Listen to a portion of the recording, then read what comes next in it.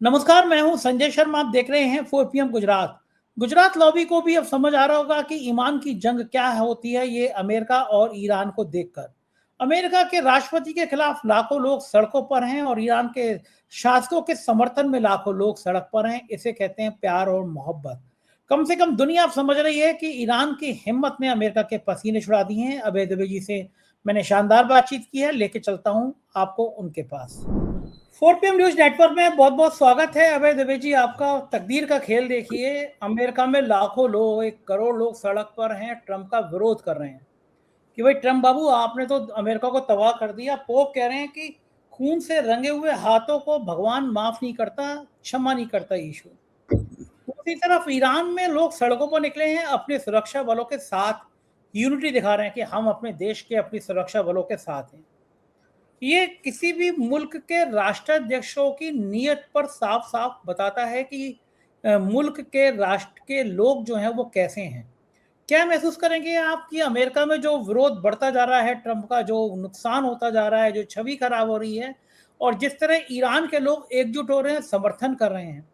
अब ट्रंप भी कह रहे हैं कि भाई हमें मतलब नहीं है, जिसको तेल खरीदना हो खरीदो। इजराइल पक्ष में नहीं है कि सैनिक भेजे अपने साथ में उतारे। बहुत बुरी हालत में फंस गए हैं ट्रंप बाबू, आपका क्या कहना है? देखिए, अमेरिका के नागरिकों का जो युद्ध विरोध है और ट्रंप विरोध है, वो बहुत ही स्वाभाविक है। और ईरान के नागरिकों का जो अपनी सेनाओं के साथ उनकी जो एकजुटता है, वो भी स्वाभाविक है। क्यों स्वाभाविक है, ये मैं आपको बताता हूँ। और उसका कारण बड़ा साफ है और ऐतिहासिक है, और हम लोग हमेशा इस बात को रेखांकित करते रहे हैं। सबसे पहली बात है कि अमेरिका की फौजें कभी अपनी राष्ट्रीय सीमाओं की रक्षा के लिए युद्ध नहीं करती। अमेरिका की फौजें कभी अपने राष्ट्रीय स्वाभिमान की रक्षा के लिए युद्ध नहीं करती। अमेरिका की फौजें अपनी राष्ट्रीय संप्रभुता की रक्षा के लिए युद्ध नहीं करती। वो अपने नागरिकों को बचाने के लिए युद्ध नहीं करती।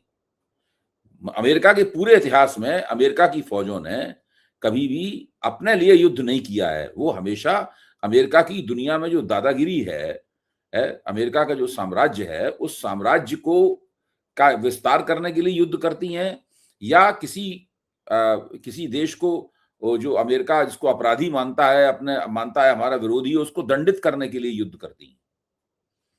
अब मैं आपको बताता हूं, वियतनाम में जब 60 के दशक में अमेरिका जो है युद्ध के अंदर कूदा था वियतनाम में, तो अमेरिका ने, जैसे अभी ईरान में उसने अपने एम्फीबियस पोत त्रिपोली और बॉक्सर पे कुछ हजार मैरीन बैठा के भेजे हैं। उसी तरीके से 4 या 5 हजार मैरीन पहले केवल वियतनाम में उतारे थे। धीरे धीरे क्या हुआ, वो संख्या बढ़ती चली गई और एक ऐसा वक्त आया जब 10 लाख अमेरिकी सैनिक वियतनाम में लड़ रहे थे। यानी उस युद्ध में भी शुरुआत कहां से की थी अमेरिका ने? केवल 4 या 5 हजार ऐसी एम्फीबियस पोत पे बैठकर गए थे पानी के रास्ते, और वियतनाम की धरती पर उतर गए थे कोई ऑपरेशन करने के लिए, और लड़ाई को एक निर्णायक मोड़ देंगे, इस दावे के साथ गए थे। फिर अमेरिका उस युद्ध में फंसता चला गया। फिर एक वक्त ऐसा आया, 10 लाख सैनिक अमेरिका में लड़ रहे थे, 60 हजार से ज्यादा अमेरिकी सैनिक उस युद्ध में मारे गए। और अमेरिका को, और जीत किनकी हुई? जीत अमेरिका से बहुत ज्यादा कमजोर, हथियारों में बहुत ज्यादा कमजोर, टेक्नोलॉजी में बहुत ज्यादा कमजोर, संख्या की दृष्टि से बहुत ज्यादा कमजोर वियतनाम गुरिल्लों की जीत हुई। कम्युनिस्ट पार्टी के नेतृत्व में वहां पर जो गुरिल्ला वारफेयर हुआ, उसने अमेरिका की बहुत ही विशालकाय सेना को हरा दिया।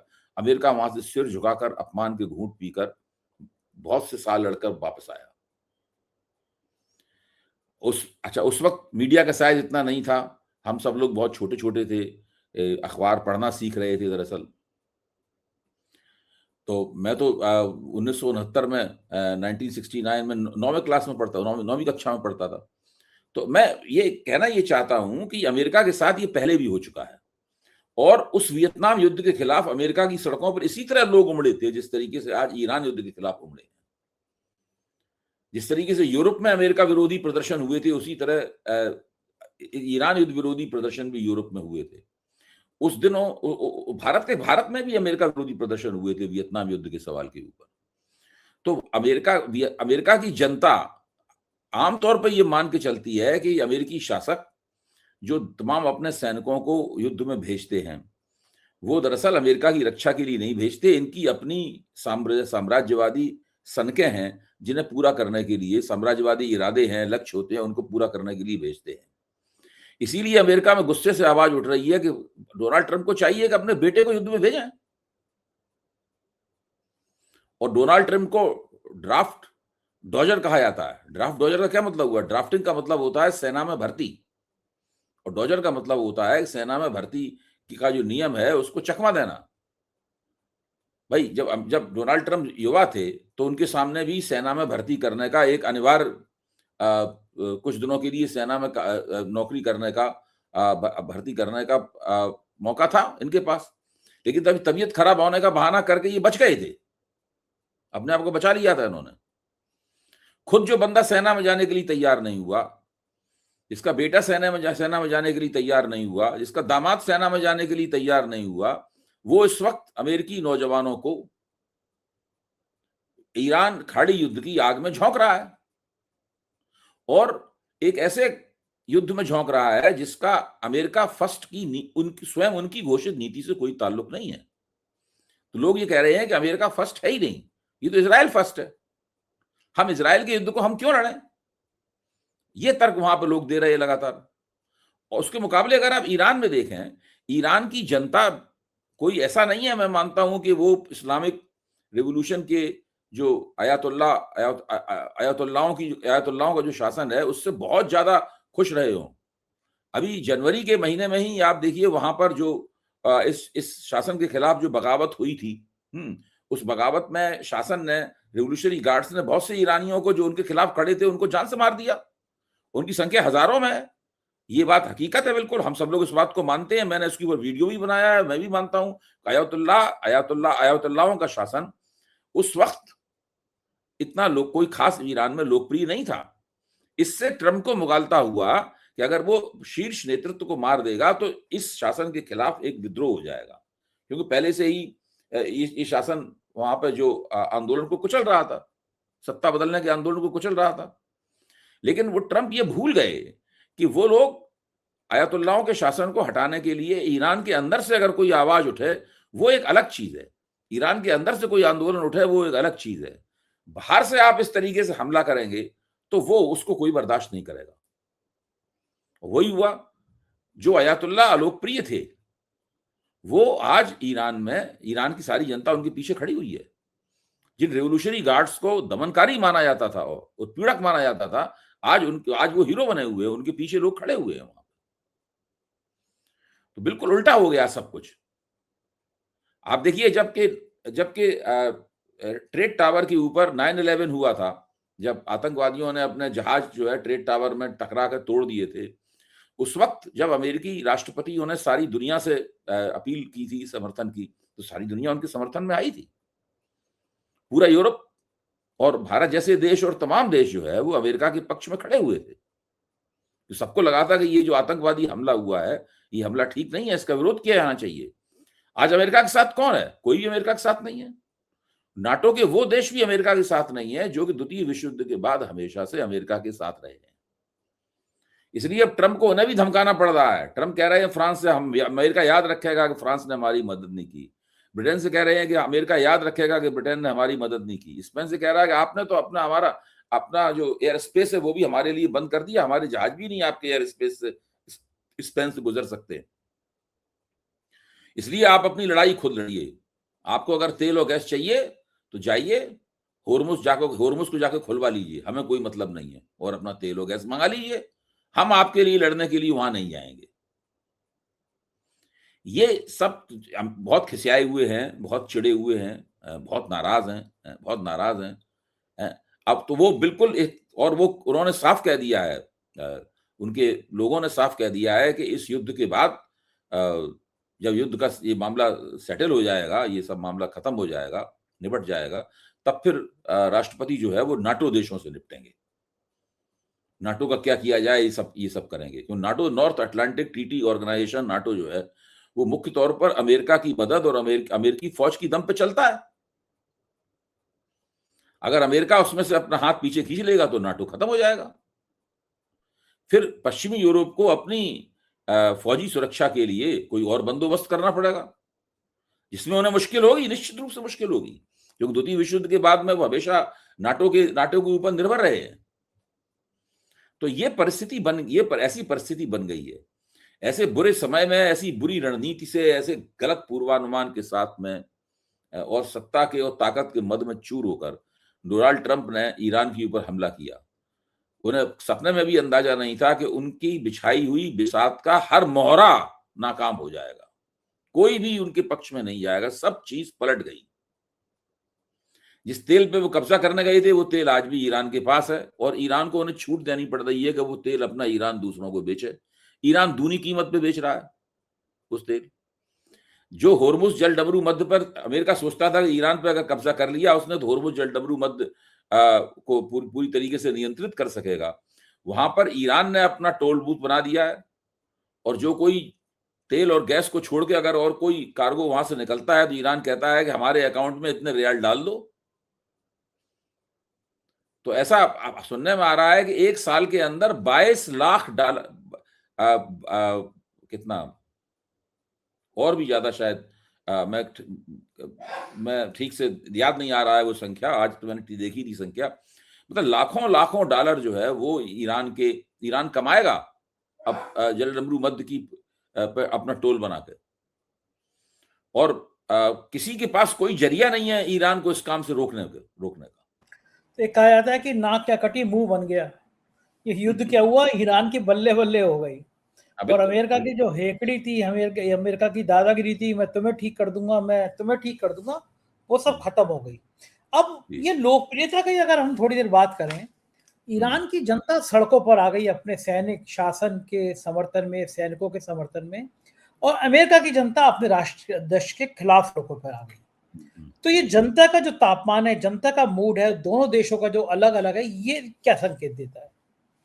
ये संकेत देता है कि डोनाल्ड ट्रंप की राजनीति संभवतः अपने आखिरी दौर में जा रही है, क्योंकि अभी चल रहा है मार्च का महीना, आज खत्म हो गया, कल अप्रैल का महीना शुरू हो जाएगा। अप्रैल, मई, जून, जुलाई, अगस्त, सितंबर, अक्टूबर, नवंबर, यानी कल से 8वें महीने में अमेरिका में मध्यावधि चुनाव होंगे, नवंबर के महीने में। और मध्यावधि चुनाव में अगर इसी तरह ट्रंप विरोधी मूड रहा जनता का, तो ट्रंप बुरी तरीके से मध्यावधि चुनाव में हार जाएंगे। और मध्यावधि चुनाव में उनके हारने का नतीजा ये होगा कि वो एक अधिकारहीन लेम डक राष्ट्रपति हो जाएंगे। इसके बारे में हम लोग कई बार चर्चा कर चुके हैं। और फिर उन्होंने जो किया है, जिस तरीके से अमेरिका को एक अनावश्यक युद्ध में झोंका है और टैरिफ लगा के, और उन्होंने जिस तरह कानून की अवमानना की थी, उसको सुप्रीम कोर्ट ने उनके टैरिफ को उठा के कूड़ेदान में फेंक दिया, और भी न जाने क्या क्या किया है उन्होंने, वो सब रिकॉर्ड में दर्ज है। और इनको उन्हीं अभियोगों के आधार पर इनके ऊपर महाअभियोग चलाया जाएगा, इनको इम्पीच कर दिया जाएगा। निक्सन के बाद ये इम्पीच किए हुए दूसरे राष्ट्रपति होंगे। निक्सन से पहले भी इम्पीचमेंट हुए हैं, लेकिन वाटरगेट कांड में निक्सन को इम्पीच किया गया था, और अब ये यहाँ पे इम्पीच किए जाएंगे, इन पे महाअभियोग चलाया जाएगा। और जब महाअभियोग उनके ऊपर चलेगा और वो महाअभियोग अगर कामयाब हुआ, तो डोनाल्ड ट्रंप की राजनीति खत्म पूरी तरीके से। और मेरा तो मानना है कि जितने आरोप उनके ऊपर हैं, जिस तरह अदालतें उनको देखती हैं, इस तरह उन्होंने तमाम सारी गलत अदालतों में बातें कहकर अपने लिए गड्ढा खोदा है, डोनाल्ड ट्रंप के बुढ़ापे का एक बड़ा हिस्सा जेल में गुजर सकता है। ये आपकी बात सुनने होंगे ट्रंप साहब, तो उनका तापमान बढ़ जाएगा कि बुढ़ापे का बड़ा हिस्सा। ये तो खुद ही कह चुके हैं मुझे इम्पीच कर दिया जाएगा। ये तो खुद ही कह चुके हैं कि अगर मुझे इम्पीच कर दिया जाएगा, तो उनके लिए इसीलिए संजय जी, इस युद्ध में उन्हें कुछ बताना जरूरी है कि हमने ये युद्ध में इतने लोगों को भेजा, इतने रुपए खर्च किए, इतने डॉलर खर्च किए, बिलियंस ऑफ डॉलर खर्च किए, तो हमने कुछ हासिल किया है, इसीलिए छटपड़ा रहे। और ईरान है ना, ये भी कुछ भी हासिल करने का दावा करने की गुंजाइश नहीं देना चाहता। हासिल करने के नाम पे तो तबाही है, इतने जहाज गिर गए, इतनी महंगाई बढ़ गई, इतना हाहाकार मच गया। अमेरिका ने सोचा नहीं था कि ईरान जैसा देश उनकी ऐसी बैंड बजाएगा। दर्जनों जहाज गिर गए और अब सैनिकों को बलि पर चढ़ा रहे हैं। आप सोचिए, एक ऐसी जगह पे सैनिकों को भेज रहे हैं जो ईरान कह रहा है आइए स्वागत है, एक भी आदमी बिना ताबूत के वापस नहीं जाएगा। ईरान के लोगों की हिम्मत सबके सामने, डरते नहीं है ईरान के लोग, पता है मौत सामने खड़ी है तब भी वहीं बैठे रहते हैं। खेमनेई साहब उदाहरण थे कि पता था कि मौत आ रही है लेकिन डरे नहीं, वहीं बैठे रहे। तो ये कि अमेरिका के राष्ट्रपति क्या ईरान के लोगों की हिम्मत का मुकाबला कर लेंगे? नहीं नहीं, कोई सवाल ही नहीं। अमेरिका तो एक मैंने कभी अमेरिका को बहुत हिम्मती और बहादुर देश नहीं माना। भाई आप दुनिया के एक कोने में, आपके ऊपर हमला तो हो नहीं सकता है कोई। आप ही, आपकी सेना ही दूसरे देशों के ऊपर हमला करती रहती है। दुनिया का अकेला ऐसा देश है जो कि आतताई देश है, जिसे किसी हमले का सामना नहीं करना पड़ा, जो हमेशा हमले करता है। ये अमेरिका का मामला जो है बहुत ही विकट है। ये अजीब तरह का साम्राज्यवाद है, ऐसा साम्राज्यवाद कभी हुआ नहीं। तो इनका और इस चीज से अमेरिका के आम लोग भी काफी चिढ़ते हैं। उन लोगों को भी इससे काफी परेशानी होती है। कोई बहुत सहमत और खुश नहीं होते हैं इस बात से। एक कहावत कही जाती है कि अमेरिका में अगर पेट्रोल, हैमबर्गर और कॉफी, 3 चीजें महंगी हो जाएं तो अमेरिकी बहुत नाराज हो जाते हैं। तो इस वक्त स्थिति यह है कि अमेरिका में महंगाई बढ़ रही है, पेट्रोल की कीमतें भी बढ़ रही हैं अमेरिका में, और बाकी चीज, एक मुहावरा है कि बाकी सामान्य चीजें हैं जो जिनका वायदा करके ट्रंप आए थे कि वो सस्ता कर देंगे, अंडे सस्ता कर देंगे और दूसरी खाने पीने की चीजें सस्ती हो जाएंगी उनके आने में, कुछ भी सस्ता नहीं हुआ और युद्ध के कारण और महंगा हो रहा है। तो लोग ट्रंप के खिलाफ काफी नाराजगी है।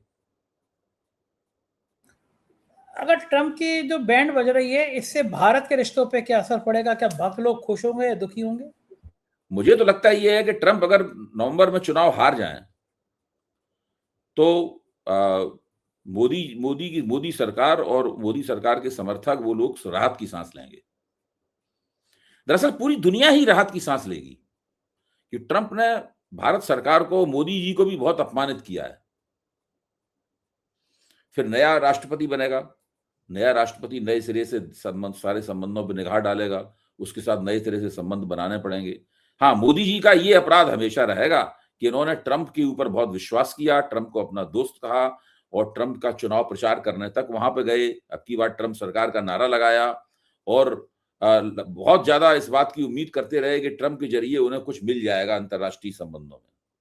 मोदी को कुछ नहीं मिला, मोदी को सिर्फ अपमान मिला और ट्रंप ने भारत के लिए आर्थिक दिक्कतें भी खड़ी की। ठीक बात है कि ये चीजें बहुत विकट होंगी, लेकिन दूसरी तरफ अमेरिका धमकी दे रहा है कि वो ईरान पर परमाणु हमला कर देगा, परमाणु बम गिरा देगा। क्या लगता है ये केवल हवा-हवाई बातें? तो नहीं की है, स्पष्ट रूप से इस तरह धमकी नहीं दी है, लेकिन उसने जो धमकी दी है उसका मतलब ये निकाला जा सकता है कि अमेरिका इस सीमा तक जा सकता है। संयुक्त राष्ट्र के एक अधिकारी हैं, उन्होंने भी कहा है कि अमेरिका ईरान के ऊपर एटम बम डालने की योजना बना रहा है, और ये कह के उन्होंने संयुक्त राष्ट्र में अपना जो पद है वो छोड़ दिया और उसके बाद वो इतना कहने के बाद में वो संयुक्त राष्ट्र से चले गए। तो इस बात की चर्चा तो हो रही है कि ट्रंप आखिर में चिढ़कर ये कर सकते हैं, लेकिन अगर ट्रंप ने ऐसा किया तो एक तो मानवता के खिलाफ बहुत बड़ा अपराध होगा, क्योंकि बहुत लोग उसके अंदर मारे जाएंगे, बहुत भयंकर होगा वो, जिसके बारे में सोचना भी उचित नहीं है। लेकिन इससे ट्रंप बचेंगे नहीं। ऐसा नहीं है कि ऐसा करके वो अमेरिका के अंदर बहुत लोकप्रिय हो जाएंगे और वो इम्पीचमेंट से बच जाएंगे, या उन्हें अमेरिका कहने लगेगा कि भाई ये 10-20 साल के लिए नहीं अपना राष्ट्रपति बना दोगे, उन्होंने बहुत बड़ा तीर मारा है ईरान के ऊपर एटम बम गिराकर। इससे ट्रंप का बचाव नहीं होगा। यहां तक ये सब काम करने से ट्रंप की अपनी पार्टी, रिपब्लिकन पार्टी की भी छवि खराब हो रही है। अच्छा भाई जी, हर दूसरे तीसरे दिन जो है ये धमकी की, अगर अब भी बाज नहीं आए तो बहुत बड़ा हम हमला करेंगे, तुम्हें नेस्तनाबूद कर देंगे। ये एक मनोवैज्ञानिक खेल खेला जा रहा है और दुनिया के सामने ये बताया जा रहा है कि ये मानना गलत है। आज देखिए, अमेरिकी भारतीयों का एक प्रतिनिधि, अमेरिका में रहने वाले भारतवंशियों का एक प्रतिनिधि, उसने एसोसिएशन बना रखी है, यहाँ टीवी चैनलों में पेश किया जाता है उसको। तो वो कह रहा है कि नहीं बिल्कुल कहना गलत है कि ईरान ने ये कर दिया, वो कर दिया, ईरान घुटनों पे आएगा, ये करेगा, वो ट्रंप से भी ज्यादा ट्रंप की भाषा बोल रहा था वो। तो उसको कई विशेषज्ञों ने डांटा भी कि अब आप भारतवासियों की तरफ से मत बोलिए, आप अमेरिकी हैं, आप केवल भारत में भारतीय वैसे है देखने में, लेकिन हैं अमरीकी। भारतीयों को अपना निर्णय लेने दीजिए, आप अपनी तरफ से मत बोलिए। तो ये सब जो हो रहा है, ये एक तरह का साइकोलॉजिकल खेल है और ईरानी इस साइकोलॉजिकल खेल को बड़े अच्छे तरीके से खेल रहे हैं। वो ये जानते हैं कि आंखों में आंखें डाल के एक दूसरे की तरफ देख रहे हैं, जो पहले पलक झपकाता है वो हारता है। ईरानियों ने अभी तक पलक नहीं झपकाई। अच्छा, ये ईरान भी कम नहीं है, वो कह रहा है अब हम भी आर पार की जंग करेंगे और जो है हम भी गूगल और एप्पल पर हमला करेंगे। सब कुछ करेंगे, क्यों नहीं करेंगे भाई, वो सब कुछ करेंगे। उनको अपने अपने अपने वो अपने अस्तित्व के लिए लड़ रहे हैं। ट्रंप ईरान के तेल के लिए लड़ रहे हैं, ट्रंप अपनी चौधराहट के लिए लड़ रहे हैं। कितना दोनों बातों में फर्क है, ये कितना फर्क है दोनों। गूगल और एप्पल पर हमले जैसी खबरें आएंगी, मतलब उनका कहना है कि जो अमेरिका कंपनियां हैं उन पर सीधे सीधे हमले करेंगे, तो ये तो बहुत चिंताजनक बात है ना कि गूगल पे अगर हमला हो गया कहीं, एक झटके में पूरे दुनिया का नेटवर्क खत्म हो जाएगा। याद है गूगल में जरा सी परेशानी आई थी, सब फ्लाइटें रुक गई थी दुनिया की। नहीं, सारी परेशानियां होंगी। ईरान का मानना यह है कि हम दिक्कत में रहे, हमारे लोग मारे जाएं, हमारे ऊपर बम बरसें, हमारे ऊपर मिसाइलें गिरें, हमारे ऊपर प्रतिबंध लगें और सारी दुनिया मौज करे, ये नहीं हो सकता। दुनिया को भी तकलीफ होगी। इसीलिए उसने हाइब्रिड वार की तकनीक अपनाई है। उसने कहा मिसाइलों, हम बमों का जवाब मिसाइलों से देंगे और साथ में हम तेल की नाकेबंदी कर देंगे, ऊर्जा की नाकेबंदी कर देंगे, जो उसने कर दी है। ईंट का जवाब पत्थरों से। वो तो मैं तो ये कहूंगा कि उसने ईंट का जवाब जो है वो मिसाइल और नाकेबंदी से दिया है। हाँ, सही बात ये है। एक अलग तरह की रणनीति। हाँ, मिसाइलों से उन्होंने बमों का जवाब दिया और उसके खिलाफ जो राजनीति की गई उसका जवाब उसने तेल की और गैस की नाकेबंदी से दिया है। हाँ, और ये करके उसने बाजी पूरी तरीके से पलट दी है। पूरी दुनिया एक बड़े संकट से गुजर रही है। भारत का रुपया जिस हिसाब से गिर रहा है अभय जी, डर लगने लगा है क्या होगा अब इतना रुपया गिरता चला जाएगा तो। नुकसान बहुत होगा भाई। एक तो तेल की कीमत बढ़ रही है, उसकी वजह से तेल महंगा हो रहा है, तो आपको तेल के ज्यादा पैसे देने पड़ेंगे। फिर आपका रुपया गिर रहा है साथ में। भाई ये तो एक हकीकत है कि जब से मोदी जी प्रधानमंत्री हुए हैं तब से दुनिया में तेल की कीमतें नहीं बढ़ी। तेल की कीमतें मोदी जी की खुशकिस्मती से कम रही। इसका मोदी जी ने जनता को कोई फायदा मिलने नहीं दिया। उसमें उन्होंने अपनी टैक्स वैक्स लगा के खूब पैसा, उन्होंने तेल कंपनियों ने पैसा चीरा, भारत सरकार ने पैसा चीरा, वो फायदा हम लोगों तक कभी नहीं पहुंचा। अच्छा, अब तेल की कीमतें बढ़ रही हैं जम के। अब तो 112 और 120 के करीब तेल की कीमत लगभग दूनी होने जा रही है जितनी थी प्रति बैरल। तो एक तो आपको महंगे दामों में तेल खरीदना पड़ रहा है, दूसरे चूंकि डॉलर के मुकाबले आपका रुपया कमजोर हो गया है, इसलिए आपको और ज्यादा रुपए देने पड़ रहे हैं। तो आपको तो बहुत महंगाई, बहुत ज्यादा हर चीज महंगी पड़ रही है, बहुत ज्यादा, बहुत नुकसान हो रहा है भारत का। ठीक बात है, ऐसी स्थितियों में चीजें और खराब होती रहेंगी। बहुत बहुत शुक्रिया अभय जी, आपने मुझे समय दिया, बातचीत की। Thank you sir. ये थे अभय दवे जी। पूरी बातचीत आपने सुनी। ये जंग कहाँ जाकर रुकेगी कोई नहीं जानता। आपको, मुझे उम्मीद है ये बातचीत अच्छी लगी होगी। चैनल को सब्सक्राइब करिएगा, ज्वाइन करिएगा। और मैं फिर याद दिलाऊंगा कि 4 अप्रैल को शाम को 6 बजे 4 PM की तरफ से स्वानंद किरकिरे जी, अंतर्राष्ट्रीय गायक, लेखक, अभिनेता, उनका शो लखनऊ में अंसल में दयाल लॉन में किया गया है। बुक माई शो पर टिकट अवेलेबल हैं। आपको अच्छा लगे, मेरा साथ, मैं वहां रहूंगा, मेरे साथ रहने का मौका चाहिए, हम लोग एक दूसरे से बातें करें, तो फिर बुक माई शो पर टिकट बुक करा लीजिए। टिकट बहुत कम बचे हैं। शुक्रिया, थैंक यू।